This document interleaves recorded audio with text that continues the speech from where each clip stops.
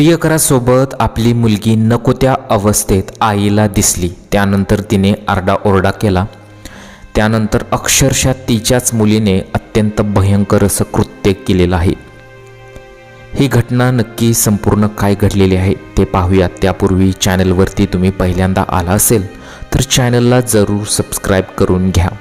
या आईला सुद्धा वाटलं असेल की मला मूल जरी झालं नसतं तरी बरं झालं असतं, मी वांजोटीच राहिलेली बरी असती, कारण की असं भयानक कृत्य मुलीनेच केलेलं आहे। तर ही घटना कुठल्या यूपी बिहारमध्ये घडलेली नाही, तर चक्क रायगडमधल्या खालापूर तालुक्यात ही घटना घडलेली आहे।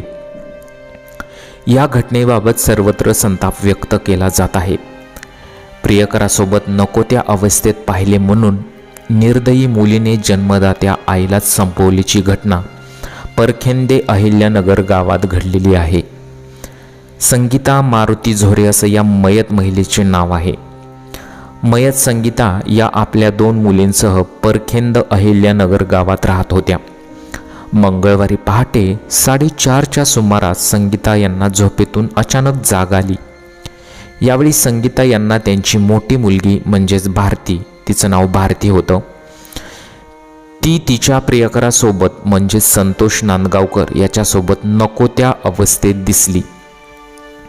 संगीता यांनी आरडाओरडा करण्यास सुरुवात केली। यावेळी संतोषने त्यांचे तोंड दाबून त्यांना जमिनीवर अक्षरशः खाली पाडले।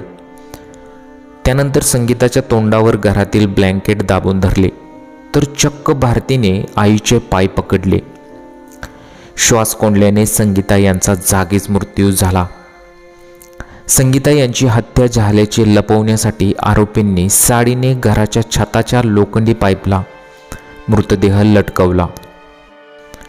तसेच पायाजवळ लाकडी स्टूल ठेवून हत्येला आत्महत्या दाखवण्याचा प्रयत्न केला। घटना घडली तेव्हा संगीता यांची लहान मुलगी तिथे उपस्थित होती। लहान मुलीने सर्व घडलेला प्रकार नातेवाईकांना सांगितला। यानंतर ही हत्येची घटना उघडकीस आलेली आहे। नातेवाईकांनी दिलेल्या माहितीनुसार खालापूर पोलीस ठाण्यात भारती आणि तिचा प्रियकर संतोष नांदगावकर विरोधात गुन्हा दाखल करण्यात आलेला आहे। पोलिसांनी दोघांनाही अटक केलेली आहे। अधिक तपास खालापूर पोलीस ठाण्याचे वरिष्ठ पोलीस निरीक्षक सचिव सचिन पवार करत आहेत। तर अशी ही घटना खालापूरमध्ये घडलेली होती।